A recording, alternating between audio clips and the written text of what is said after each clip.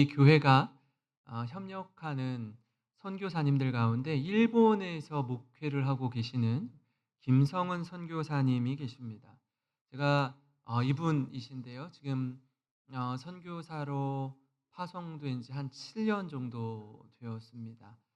저와 가깝게 지내고 몇 달 전에 이제 그 카톡 전화로 이제 한참 동안 통화를 했는데요. 일본 선교의 현실에 대해서 말씀을 해 주셨습니다. 원래 선교사님은 OM 선교회를 통해서 파송받아서 7년 전 일본으로 갔는데 어 선교 현장을 이렇게 계속 살피다가 보니까 무목교회라는 곳을 발견해요. 무목교회. 그래서 제가 "무목교회가 뭐예요?"라고 물었더니 교회는 있는데 담임하는 목사는 없는 교회가 무목교회래요. 교회는 있어요. 근데 교회 목사님이 계시지 않는 거예요. 그곳에 갔더니 본인이 한국 사람이잖아요. 선교사인데 일본 성도들이 자신의 교회의 담임 목사님으로 부임하셔서 "우리 교회를 섬겨 달라."라고 부탁한 거예요. 보니까 교회를 제가 들어가서 이렇게 사진을 보니까 한 우리 교회 여기 세미나실, 세미나실보다 좀 작더라고요. 교회 본당이. 뭐 그 하나죠. 본당이라고 말하기도. 작은 교회죠. 한 20명 미만의 작은 교회입니다. 제가 이 모든 성도들이에요. 사진으로 보니까 가나자와 아오조라 교회가 있는 이 교회가 참 작습니다. 그러니까 일본 현지 그리스도인을 섬기는 외국인 담임 목사, 외국인 담임 목사. 독특한 교회죠. 우리나라로 치면 이런 거예요. 우리나라 성도들이 모인 교회에 미국이나 캐나다나 호주의 선교사님이 담임하는 거죠. 담임하는 겁니다. 우리나라 선교 초기엔 그랬어요. 당연히. 왜냐하면 교회가 없었으니까. 이분들이 우리나라에 들어오셔서 교회를 세웠고 또 병원을 세웠고 학교를 세웠습니다. 그죠? 이 세문안교회, 서울의 종로 한복판에 가면 어마어마하게 잘 지은 세문안교회가 있고요. 또 하나 이 연세대학교를 지은 저 연세대학교 본관 앞에 언더우드 상이 세워져 있습니다. 언더우드 선교사님이 연세대학교와 이 세문안교회를 세웠습니다. 연세대학교는요 원래 연희 전문학교와 세브란스 병원의 연자와 세자를 합쳐서 연세대학교가 된 거예요. 그러니까 세브란스 병원도 마찬가지죠. 언더우드 선교사님이 미국에 편지를 써서 "조선 땅에 병원을 세우면 좋겠습니다. 후원해 주십시오." 가장 많은 금액을 후원한 사람의 이름이 세브란스인 거예요. 그래서 그 병원을 이렇게 지은 겁니다. 정동 제일교회와 배제학당을 세운 아펜젤러 선교사님도 역시 마찬가지였습니다. 이분이요. 묘가 합정동에 양화진 선교사 묘원이라고 있는데 거기 가면 아펜젤로 선교사님의 묘가 있는데요. 저 묘는요. 비어 있는 묘예요. 어 왜 비어 있냐면 이분이 일본으로 어떤 컨퍼런스를 가다가 이 군산 어청도 부근에서 배를 타고 가는 중에 한 여학생이 물에 빠져요. 근데 그 물에 빠진 여학생을 이 선교사님이 구하러 들어갔다가 어청도 앞바다에서 생명을 잃어요. 시신을 찾지 못했어요. 그러니까 양화진 선교사 묘원에 저 아펜젤러 선교사 묘가 있는데 저 묘는 비어 있어요. 시신이 없는 묘예요. 그러니까 보면은 얼마나 많은 선교사님들이 20대 중반에 대학을 졸업하고 미국의, 영국의, 캐나다의 최고 명문 대학을 졸업하고 모든 미래가 보장된 가운데 조선 땅에 어둠만 가득한 이 땅에 복음을 전하고자 선교하러 오셨어요. 심지어 언더우드 선교사님은 선교하러 오기 전에 약혼한 약혼녀가 있었대요. 근데 선교사님이 "우리 내가 선교하러 갈 거다."라고 하니까 이 약혼녀가 파혼을 했어요. "나는 가지 않겠다."고. "당신 가라."고. 그리고 혼자 왔어요. 그러니까 어느 정도인지 알겠죠. 그러니까 어떤 마음으로 복음을 전하기 위해 헌신했는지 충분히 알 수 있습니다. 군산에 와서요. 이 개복교회를 일대 담임 목사님으로 섬긴 이 전킨 선교사님, 전 처음 알았어요, 사실. 처음 알았어요. 이분이 개복교회를 세웠는데 개복교회만 세운 게 아니더라고요, 보니까. 영명학교와 또 멜볼딘 여학교를 세웠는데, 영명학교가 지금의 군산 제1고등학교고요. 멜볼딘 여학교가 영광여자중학교 고등학교인 거예요. 보세요. 교회를 세우고 학교를 세우는 거예요. 군산 시민으로서 누리는 복요 은혜 아닙니까? 지금 제가 말씀드린 일본의 이 가나자와에 있는 아오조라 교회는요. 일본인들이 세우고 외국인 선교사를 담임 목사로 청빙한 경우입니다. 우리나라랑 결이 다르죠. 그렇게 일본의 한 지방 시골 마을에서 목회하는 선교사님과 통화하면서 일본 선교의 실정을 들어보니까 이렇게 말하는 거예요. 목사님, 어, 선교사의 무덤, 일본은요 선교의 무덤이라고 말한대요. 왜 그렇습니까? 왜 그렇습니까? 공식적으로 800만이 넘는 우상으로 가득해 있대요. 우상이 800만 개가 넘는데요. 신흥 종교의 숫자도 19만 2천 개가 넘는다라고 합니다. 아니 어떻게 우상이 800만 개가 넘을 수 있어요? 라고 물어봤더니 일본인에게는 모든 것이 신이 될 수 있대요.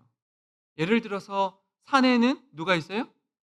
산신이 있는 거예요. 밭에는 밭신이 있는 거예요. 불이 있는 곳엔 화신이 있는 거예요. 연못이나 우물엔 수신이 있는 겁니다. 주택에는 집신이 있습니다. 나무, 돌, 태양, 모든 자연 만물도 다 신이 될 수 있어요. 그러니까 독특한 건요. 여러분 일본의 인구수보다 일본의 종교 인구가 훨씬 더 많습니다. 무슨 말이냐면 일본의 인구수가 1억 2천인데 종교 인구수는 2억이 넘는데요. 무슨 말이냐면 한 사람이 여러 종교를 믿는다는 거예요. 여러 종교를. 그러니까 신사에 가서 참배도 하지만 또 절에 가는 사람도 있는 거예요. 두 개, 세 개를 종교를 믿고 섬기는 거예요. 제가 왜 소두에 이런 말씀을 드리냐면 지금 바울이 데살로니가에 있다가 우리 지난주에 베레아 사람들, 그죠? 간절한 마음으로 하나님의 말씀을 묵상하고 연구했던 베레아에 있다가 어디로 가요? 오늘 아덴으로 가요. 아덴이 어딜까요? 그리스의 아테네를 가리키는 거예요. 아테네로 딱 오니까 철학의 도시 아닙니까? 철학의 나라 아닙니까? 그러니까 철학자들이 밤낮 이야기를 나누고 우상을 섬기고 여러 철학으로 가득 차 있는 거예요. 오늘 말씀도 일본의 모습과 비슷한 겁니다. 여러분 베레아에 있다가 아덴으로 온 이유가 있죠. 베레아가 참 바울에게 있어서는 뜻깊은 도시였는데 쫓겨서 또 아덴으로 왔어요. 왜요? 데살로니가에 3주밖에 못 있었다라고 했습니다. 데살로니가에 있는 유대인들이 바울을 핍박하니까 데살로니가를 피해서 베레아로 왔는데 베레아에서 정말 말씀을 잘 받고 듣고 믿는 베레아 사람들과 오래 있고 싶은데 데살로니가 사람들이 어디까지 쫓아와요? 베레아까지 쫓아오는 거예요. 지독합니다. 가만두지 않아요. 얼마나 큰 핍박과 박해를 가하는지 모릅니다. 적지 않은 소동을 벌여요. 이런 열심이 도대체 어디서 나오는 건지 놀랍기만 합니다. 17장 13절 보시면 이렇습니다. 데살로니가에 있는 유대인들은 바울이 하나님의 말씀을 베레아에서도 전하는 줄을 알고 거기도 가서 무리를 움직여 소동하게 하거늘. 아, 이 말씀을 읽다 보면요. 복음을 전할 수 있는 적실한 때, 최상의 타이밍은 없어 보이는 것 같아요. 그 어떤 때도요. 복음을 전할 수 있는 최고의 때는 없어요. 때를 얻든지 못 얻든지 복음을 전해야 되는 거예요. 어디를 가도 무엇을 해도요. 여러분 방해하는 세력이 있습니다. 복음 전하는 바울을 가만두지 않아요. 전도하는 그리스도인을 가만두지 않습니다. 어떻게 해서든 방해하고 괴롭히고 쫓아내요. 그걸요. 자신의 사명으로 알고 핍박하는 자들이 있습니다. 사실 바울이 그랬잖아요. 그죠? 예수 믿기 전에 그가 그랬습니다. 그래서인지 몰라도 바울은 자신을 박해하는 이들에 대해서 별로 크게 신경 쓰는 것 같지 않아요. 그러려니 하는 모습입니다. 모든 핍박을 견뎌냅니다. 그 모습을 제가 이렇게 묵상하다 보면요. 너무 놀라워요. 너무 놀라워요. 그러니까 데살로니가에서 베레아까지 쫓아온 유대인들을 뒤로하고 도착한 곳이 어디라고요, 지금? 아테네, 아덴입니다. 아덴이에요. 신라와 디모데를 기다리던 중에 아덴이라는 도시에 혼자 딱 머물면서 이제 상황을 분위기를 파악해 보니까 가관입니다. 그 성에요. 우상이 가득해요. 앞서 말씀드린 것처럼 일본의 모습을 보는 듯합니다. 온갖 종류의 우상으로 가득한 모습에 격분하는 거예요, 마음이. 불편한 거예요. 그래서 만나는 사람마다 자꾸 내가 아는 대로 내가 모든 그 지식과 성경을 총동원해서 저들과 이야기를 나누는 겁니다. 회당에서는 유대인들과 장터에서 만나는 사람들과 변론해요. 뭐 얘기하는 거죠? 예수 그리스도의 십자가와 부활을 전하는 것입니다. 그러니까 저들의 그 정서가 있다 보니까 일본 사람들도 그렇고 이 아테네 사람들도 그렇고 어때요? 아, 저 이방인이 와 가지고 전하는 자기의 종교, 또 다른 우상, 또 다른 종교 중 하나인데 무슨 말 하는지 한번 들어볼까? 그런 마음으로 듣는 거예요. 저기에는 어떤 진리가 있을까? 수많은 신 중 하나로 여기면서 듣는 겁니다. 그러니까 아덴 사람들이 아레오바고라는 곳에 아레스 언덕에 올라가서 한번 말해봐. 네가 하고 싶은 말 한번 이야기해봐. 우리가 들어줄게. 이렇게 이야기하는 거예요. 여러분 이처럼 복음을 담대하게 전하는 바울을 통해 우리가 깨닫는 첫 번째는 뭐냐면요. 복음을 듣는 이들의 눈높이에 맞춰 전한다라는 것입니다. 복음을 듣는 이들의 눈높이에 맞춰 복음을 전한다라는 거예요. 그러니까 우상이 너무 많은 모습을 보고 격분합니다. 그죠? 그러는 가운데 만나는 사람들을 붙잡고 어떻게 해서든지 복음을 전해요. 근데 뭐라고요? 수많은 우상들, 수많은 종교 가운데 또 하나의 종교로 듣는 거예요, 저들이. 여기 나오는 에피스크로스 학파와 스토아 철학자들, 제가 고등학교 다닐 때 윤리 시간에 배웠던 것 같은데 이 철학자들이 나오는데 에피크로스나 스토아 철학자들이 다 행복을 추구했습니다.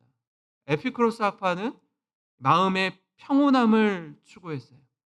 그러니까 신과 죽음에 대한 두려움을 제거해야 된다라고 생각했어요. 그래서 이 죽음의 공포와 신에 대한 두려움의 문제를 해결하는 것, 이게 에피크로스의 사상이었습니다. 그리고 죽으면 끝이야.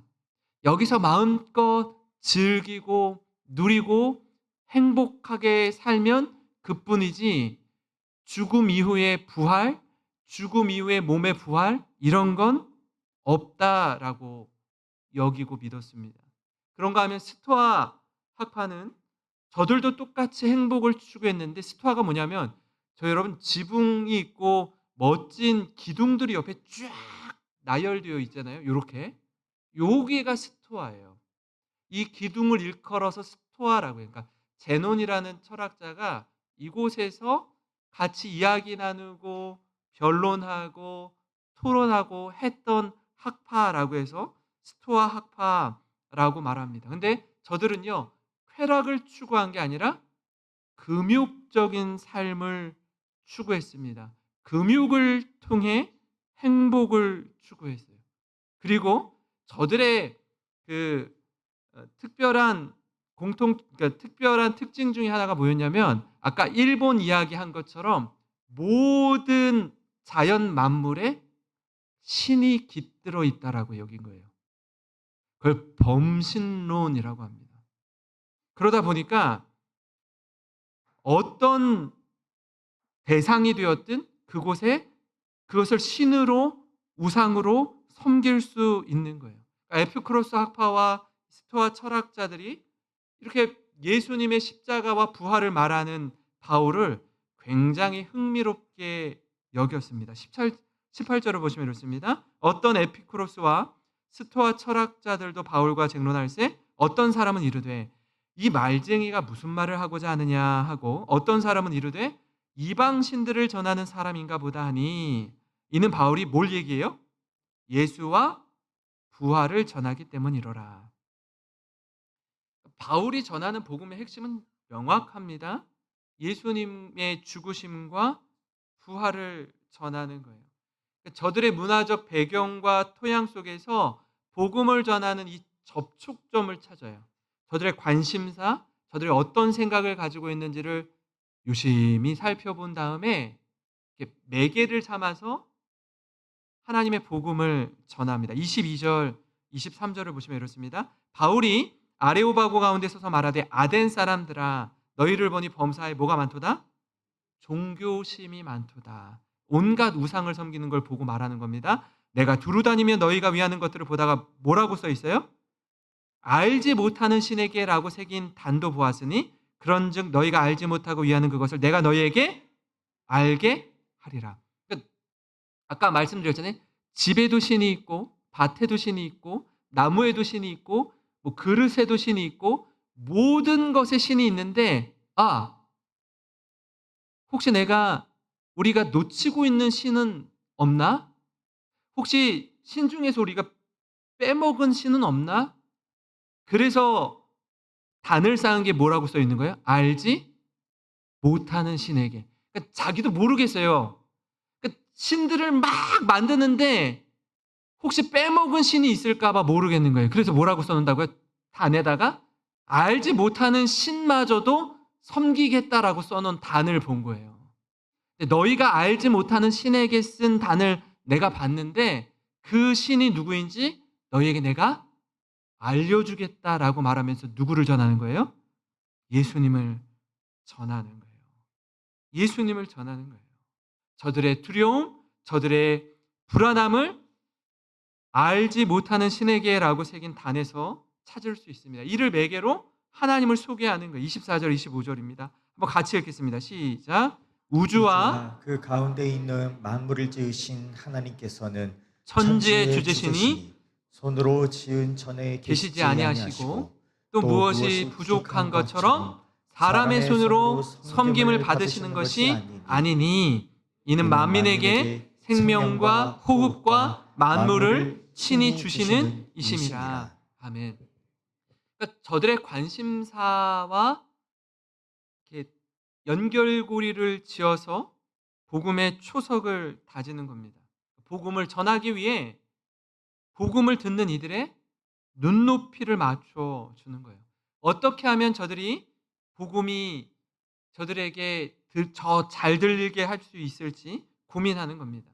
그러니까 바울이 전도 여행을 하면서 아마 가장 많이 생각하고 가장 많이 고민한 부분이 바로 이 부분이 아닐까 싶습니다. 어떻게 하면 복음을 처음 듣는 이들에게 들리는 말씀을 전할 수 있을까? 들리는 말씀을 전할 수 있을까? 우리 아이들이 있다 보니까 어떻게 하면 저 아이들이 들리는 설교를 할 수 있을까? 제가 그 고민을 하는 거예요. 저들에게 복음을 지혜롭고 선명하게 전할 수 있을까? 이게 복음 전도자, 아마 외국에서 복음을 전하는 선교사님들이 똑같은 고민을 하지 않을까 싶어요.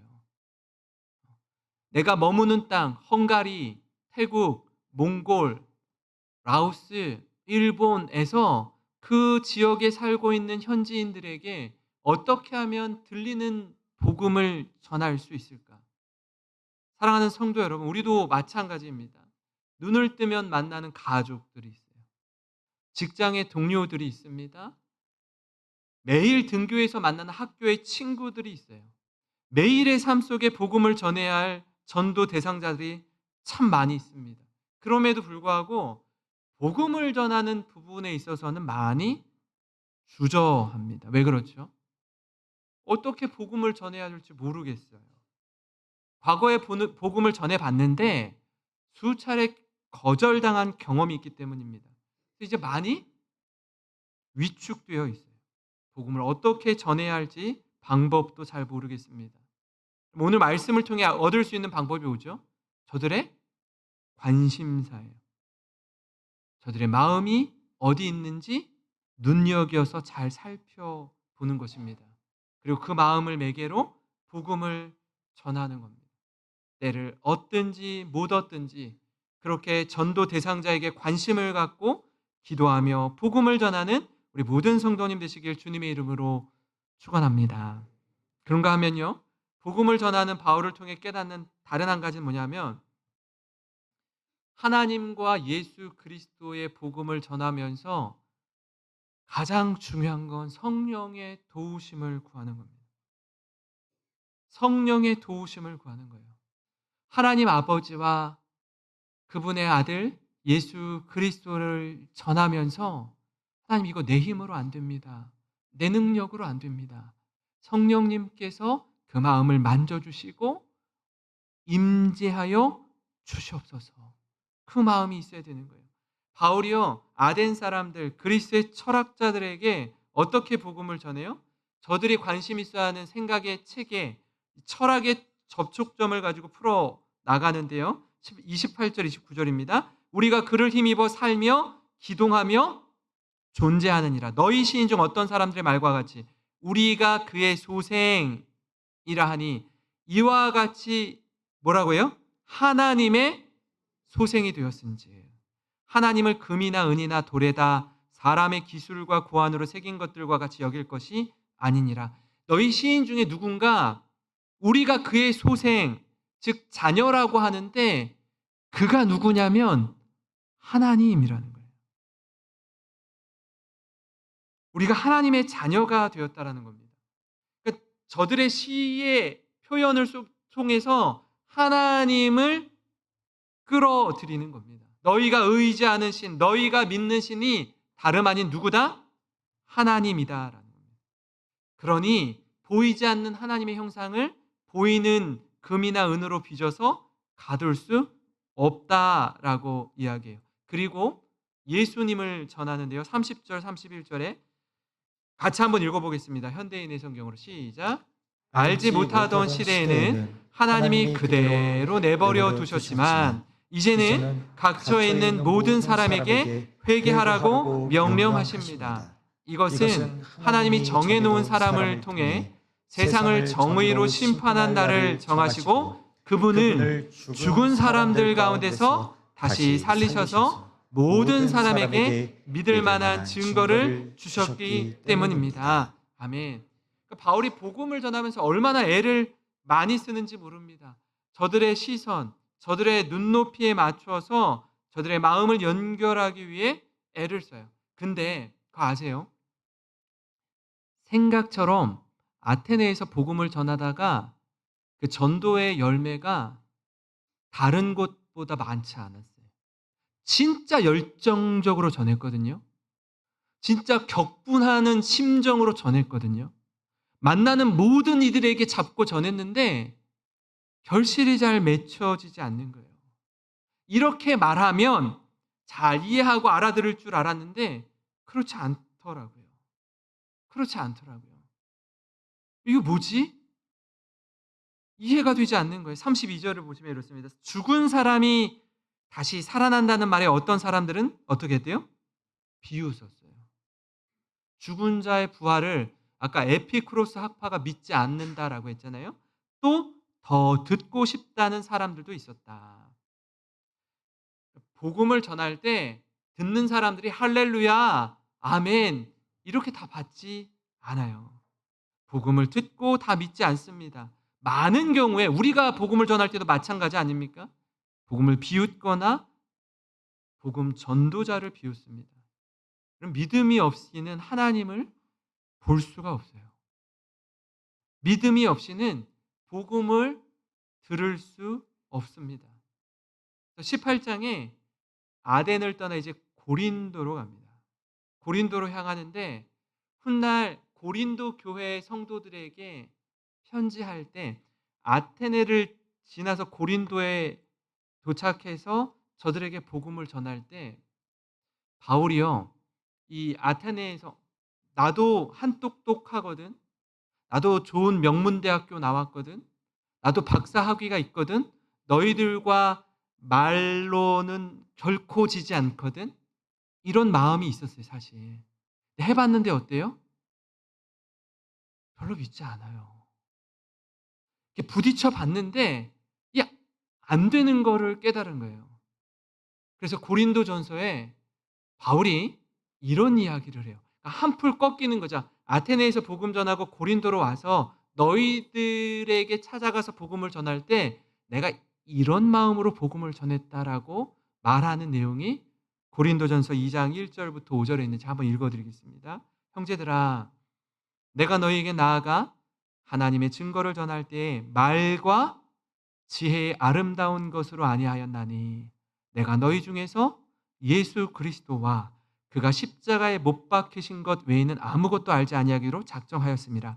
내가 너희 가운데 거할 때에 약하고 두려워하고 심히 떨었노라. 4절 5절 같이 읽어보겠습니다. 시작. 내 말과 내 전도함이 설득력 있는 지혜의 말로 하지 아니하고 다만 성령의 나타나심과 능력으로 하여 너희 믿음이 사람의 지혜에 있지 아니하고 다만 하나님의 능력에 있게 하려 하였노라. 아멘. 어떤 느낌인지 아시겠어요?